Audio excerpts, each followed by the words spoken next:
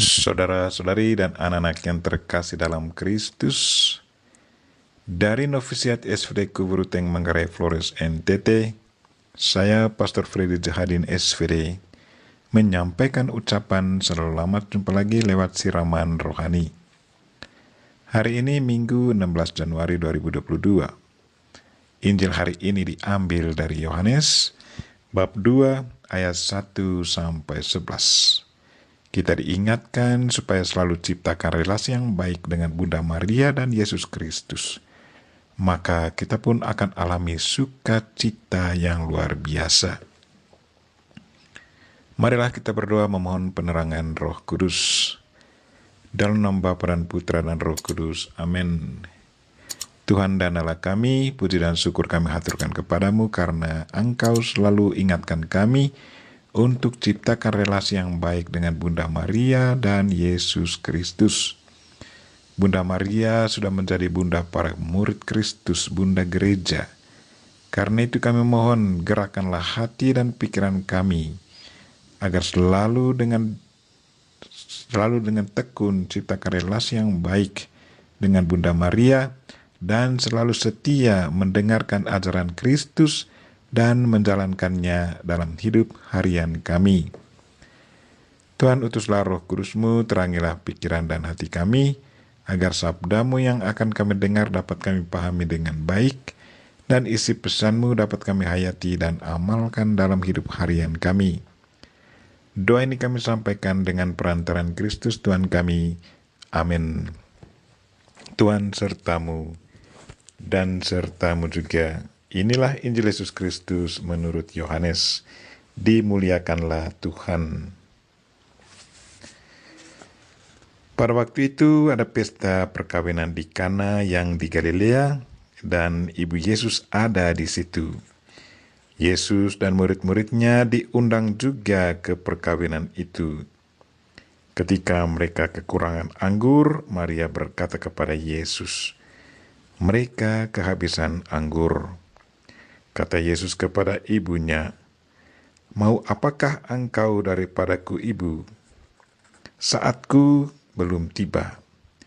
Tetapi ibu Yesus berkata kepada pelayan-pelayan, "Apa yang ia katakan kepadamu, buatlah itu."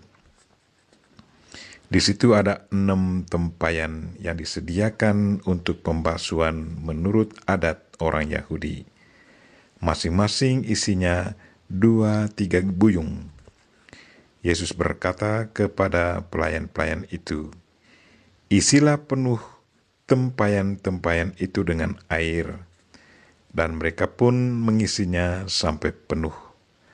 Lalu kata Yesus kepada mereka, "Sekarang cedoklah dan bawalah kepada pemimpin pesta." Lalu mereka pun membawanya. Setelah pemimpin pesta itu mengecap air yang telah menjadi anggur itu, dan ia tidak tahu dari mana datangnya, tetapi pelayan-pelayan yang mencedok air itu mengetahuinya. Ia memanggil mempelai laki-laki dan berkata kepadanya, "Setiap orang menghidangkan anggur yang baik dulu, dan sesudah orang puas minum, barulah yang kurang baik. Akan tetapi engkau menyimpan anggur yang baik sampai sekarang." Hal itu dibuat Yesus di Kana yang di Galilea dan merupakan yang pertama dari tanda-tandanya. Dengan itu Yesus telah menyatakan kemuliaannya dan murid-muridnya percaya kepadanya. Demikianlah sabda Tuhan. Terpujilah Kristus. Saudara-saudari dan anak-anak yang terkasih dalam Kristus, tema renungan kita hari ini ialah ciptakan relasi yang baik dengan Bunda Maria dan Yesus Kristus. Ketiga bacaan hari ini sungguh sangat menyejukkan hati dan iman kita.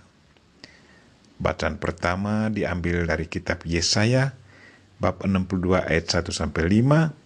Isinya bahwa Tuhan tidak akan merasa tenang kalau ia belum memberi ketenangan kepada bangsa pilihannya. Itu berarti Tuhan turut merasakan apa yang dialami oleh umat pilihannya. Tuhan selalu aktif dan partisipatif dalam kehidupan umatnya. Tuhan sendiri mengambil inisiatif. Pertanyaan untuk kita, apakah kita selalu berinisiatif mendekati Tuhan, atau kita hanya menanti dari Tuhan? Bacaan kedua diambil dari 1 Korintus bab 12 ayat 4-11. Tentang rupa-rupa karunia, tetapi satu roh. Mungkin kita sendiri menyadari karunia apa yang kita miliki. Saya senang berolahraga, main musik.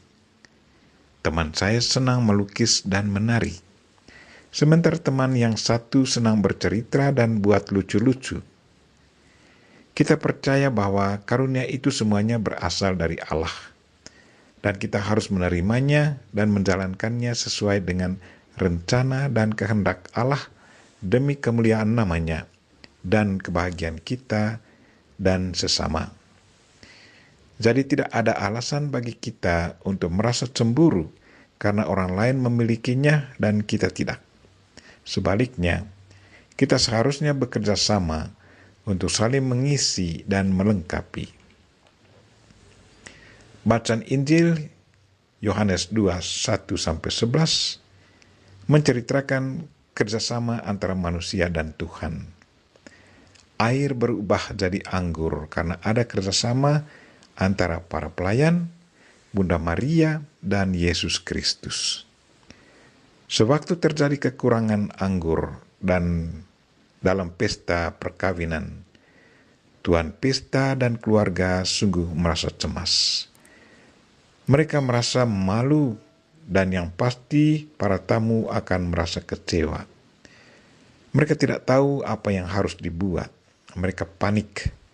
Maria, Bunda Yesus Kristus, sebagai seorang ibu, turut merasakan apa yang dirasakan oleh keluarga.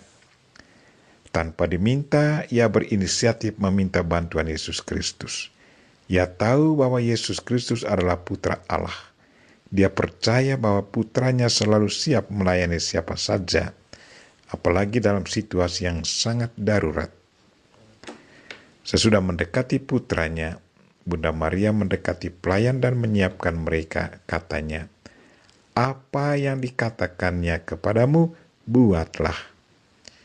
Yesus datang dan menyuruh pelayan, katanya, "Isilah tempayan-tempayan itu penuh dengan air." Lalu mereka pun mengisinya sampai penuh. Lalu Yesus menyuruh mereka, "Sekarang cedoklah dan bawalah kepada pemimpin pesta." Lalu mereka pun membawanya. Setelah pemimpin pesta mengecap air yang telah menjadi anggur itu, ia memanggil mempelai laki-laki dan berkata, "Setiap orang menghidangkan anggur yang baik dahulu, dan sesudah orang puas minum, barulah yang kurang baik. Akan tetapi, engkau menyimpan anggur yang baik sampai sekarang."